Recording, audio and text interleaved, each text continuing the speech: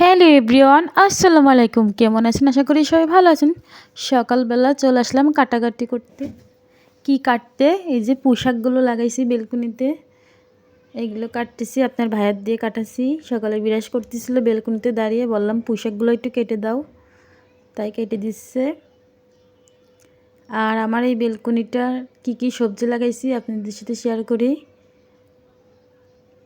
করলা গাছ লাগাইছি, বরবটি আর দুন্দুন গাছ।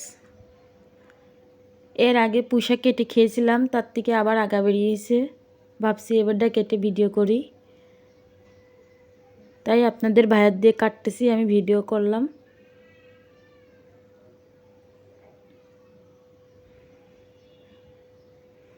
আর আমি এই বাসায় আসছি মাত্র 1 বছর। এই 1 বছরে আমি কি সবজি লাগাইছি এই বেলকনিতে আপনাদের সাথে শেয়ার করব।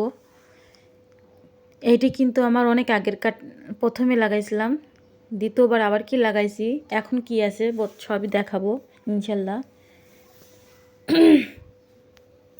আমার বেলকনিতে তুলসীর পাতা, অ্যালোভেরা সব গাছই আছে।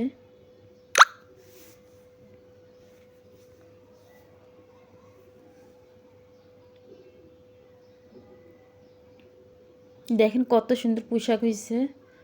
এর আগে আমি মিশ্রও খেয়েছি পুঁইশাকের।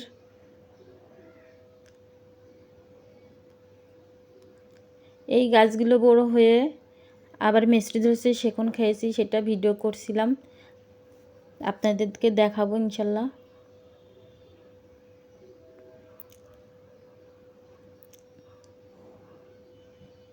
এই যে দুন্দুন গাছ, এখনও দুন্দুন গাছে ফুল আসেনি, কিন্তু বরবটি গাছে বরবটি ধরছে অনেকগুলা। এর আগে আমার বাবুর খিচুড়িতে দিছিলাম, এখনও কয়টা আছে আপনাদের সাথে দেখাই। এই যে এই দেখেন কয়টা আছে, এখনও অনেকগুলো বরবটি ধরছিলেন মাশাআল্লাহ।